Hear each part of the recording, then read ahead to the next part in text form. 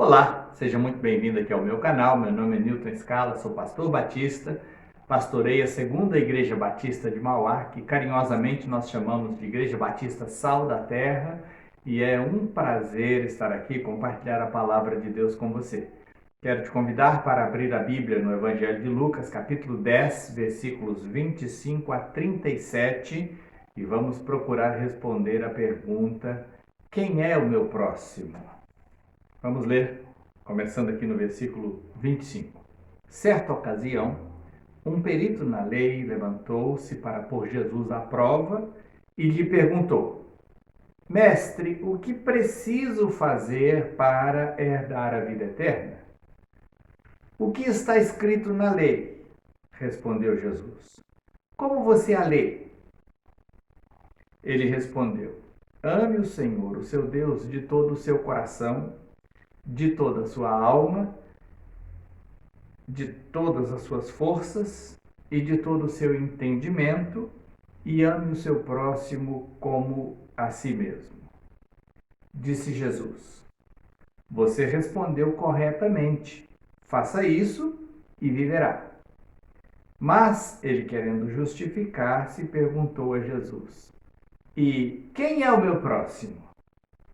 Em resposta, disse Jesus: Um homem descia de Jerusalém para Jericó quando caiu nas mãos de assaltantes.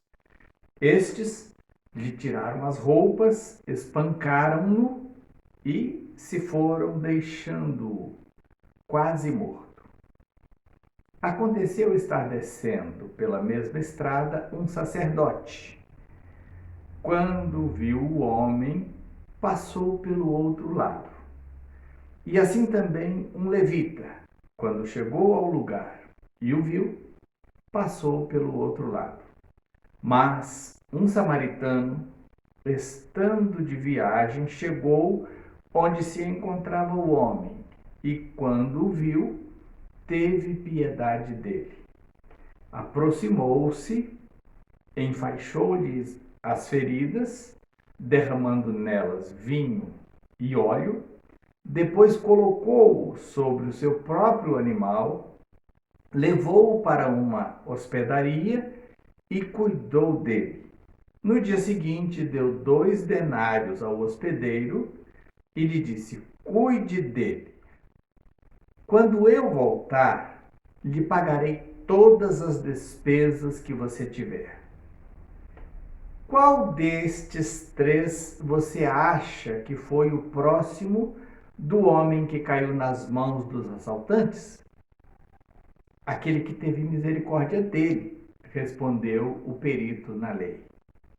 Jesus lhe disse: Vá e faça o mesmo.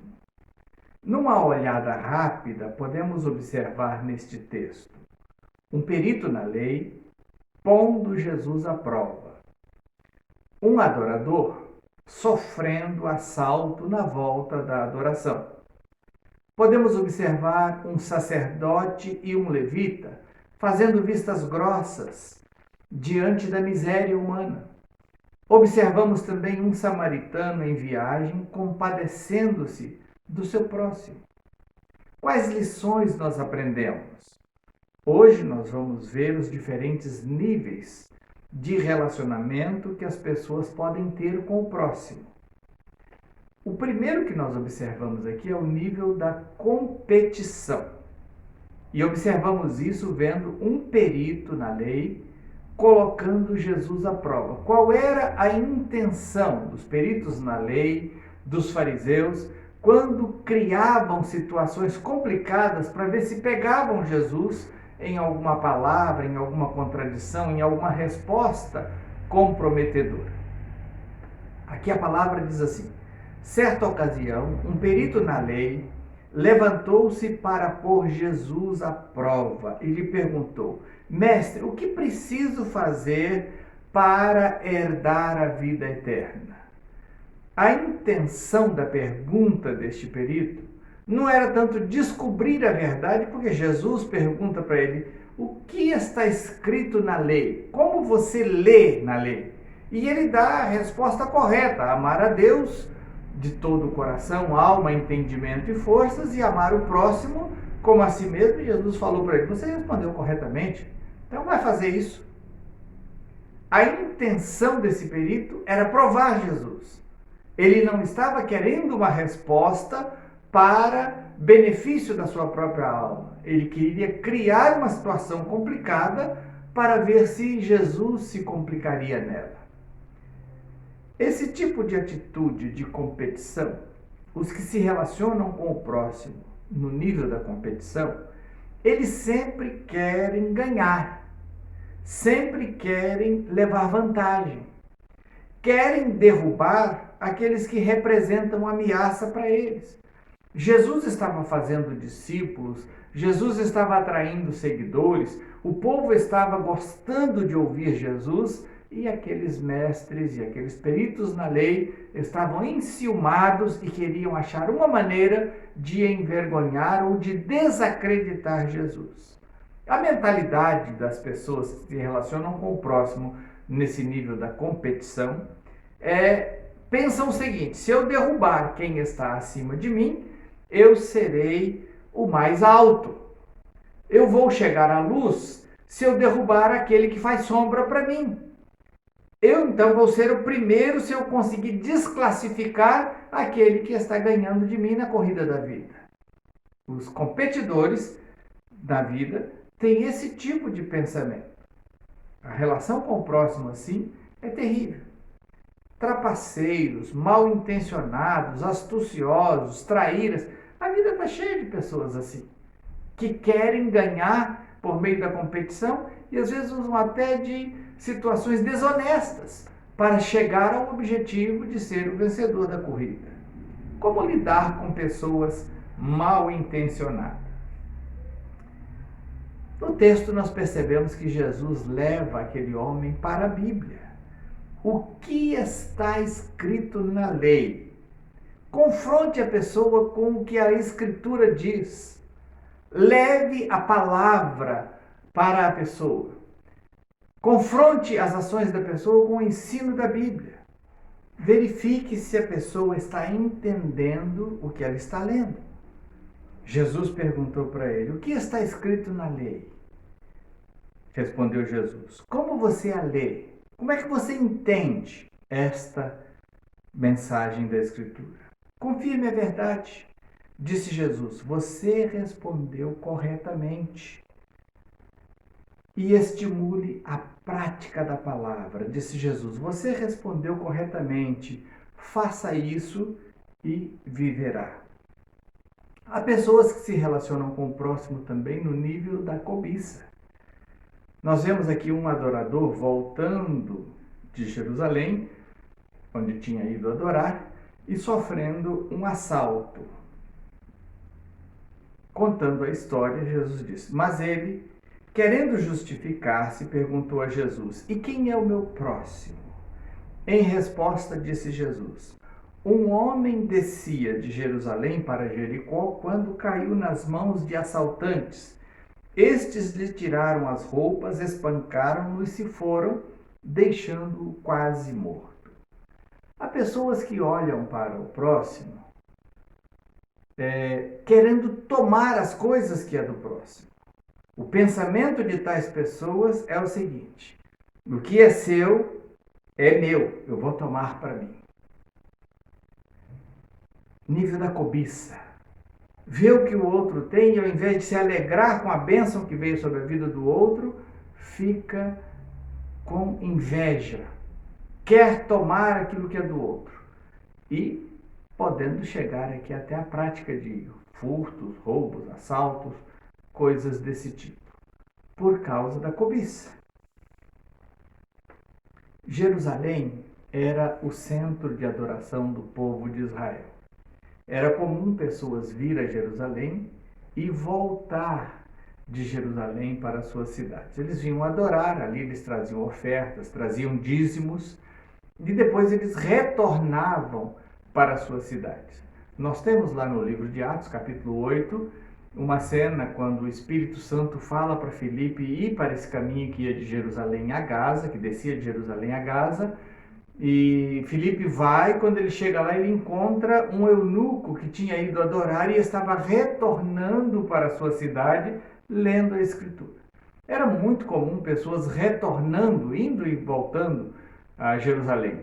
E os assaltantes descobriram que esses adoradores eram presas fáceis para eles atacarem eles no caminho, e foi o que aconteceu nessa história que Jesus conta aqui. O camarada foi roubado e deixado lá para morrer na beira da estrada. A pessoa que relaciona com o outro no nível da cobiça, ele não está muito interessado com o que vai acontecer com o próximo. Ele só está interessado em tomar as coisas que pertencem ao próximo. Era esta a situação que estavam aqui. Estes assaltantes talvez até fossem também pessoas religiosas. Iam lá a Jerusalém, faziam as suas atividades religiosas, mas depois iam lá praticar seus assaltos. Normalmente as pessoas não vivem sem uma religião. Mesmo as pessoas mais corrompidas, perversas, com o coração mais distorcido, elas têm algum tipo de vida religiosa. E eles gostam de ter essa coisa até para um desencargo de consciência, mas somente o Evangelho de Jesus pode produzir transformação verdadeira no coração, de dentro para fora, para que a gente dê valor real a Deus e ao próximo. Amar a Deus de todo o coração, alma, entendimento e forças, e amar o próximo como a nós mesmos, só é possível quando a gente é transformado pelo Evangelho de Jesus. Do contrário, nosso coração sempre estará corrompido pelo pecado e inclinado a ir numa direção ruim. Aqui o assaltante, ele adorava, era o lucro fácil. Para ele, o Deus dele era o dinheiro. O que ele mais queria era pôr a mão no dinheiro. Então, a Bíblia fala desse tipo de escravidão que às vezes as pessoas têm por causa da ganância. O falso Deus Mamon consegue vender a imagem para as pessoas de que o dinheiro pode resolver todas as coisas. No mundo moderno, ainda é muito forte a crença de que o dinheiro é a solução para todos os problemas. E, na verdade, o que nós precisamos é de um relacionamento correto com Deus. Deus permite a gente usar o dinheiro, mas nunca quer que a gente se torne escravo do dinheiro. O dinheiro existe para nos servir e não nós para servirmos ao dinheiro. O terceiro nível de relacionamento que nós vemos aqui é o nível da indiferença. Nós vemos um sacerdote e um levita ignorando completamente aquele homem caído, ferido na beira da estrada. Não tiveram nenhuma compaixão da vítima, não se preocuparam com a sua necessidade. Versículo 31 e 32 diz assim: Aconteceu estar descendo pela mesma estrada um sacerdote, quando viu o homem, passou pelo outro lado, e assim também o levita, quando chegou ao lugar e o viu, passou pelo outro lado. Eles voltavam da adoração também, e eram ministros da adoração. Sacerdotes e levitas tinham uma participação muito ativa no culto. Eles estavam acostumados com a adoração e isso já tinha virado para eles talvez uma rotina. Eles faziam tudo mecanicamente, já não eram tocados no coração no momento da adoração. Uma palavra que descreve a atitude desses ministros era a palavra indiferença. Eles estavam indiferentes para com a necessidade do próximo. Talvez, se tivessem de carro nos dias de hoje, tivessem com aquele adesivo dizendo assim: Deus deu a vida para cada um cuidar da sua. Cada um com seus problemas. O camarada está caído aí, não fui eu que derrubei, não tem nada a ver com isso, eu vou seguir no meu rumo. Afinal de contas, eu tenho compromisso. Se eu for perder meu tempo aqui, eu vou me atrasar. Seu problema é seu. Não me incomode, meu amigo, com seus problemas. O que é meu é meu. não me aborreça, deixa eu seguir o meu caminho. Nível da indiferença. E o quarto nível é o nível do serviço por amor. E nós vemos isso na figura de um samaritano, que estava em viagem e se compadece do seu próximo. Jesus escolheu aqui colocar um samaritano porque os judeus olhavam para os samaritanos como pessoas de segunda classe. Os judeus eram os tops, mas os samaritanos eram a gentalha. E Jesus mostra que era entre aqueles que eles chamavam de gentalha é que estava o coração mais quebrantado e interessado em fazer a coisa certa. Versículo 33 diz assim: mas, uma ideia completamente contrária da esperada, um samaritano, estando de viagem, chegou onde se encontrava o homem, e quando viu, teve piedade dele, aproximou-se, enfaixou-lhes as feridas, derramando nelas vinho e óleo, depois colocou-o sobre o seu próprio animal, levou-o para uma hospedaria e cuidou dele. No dia seguinte, deu 2 denários ao hospedeiro e lhe disse: cuide dele, quando eu voltar, lhe pagarei todas as despesas que tiver. Nós observamos aqui algumas atitudes muito interessantes desse samaritano.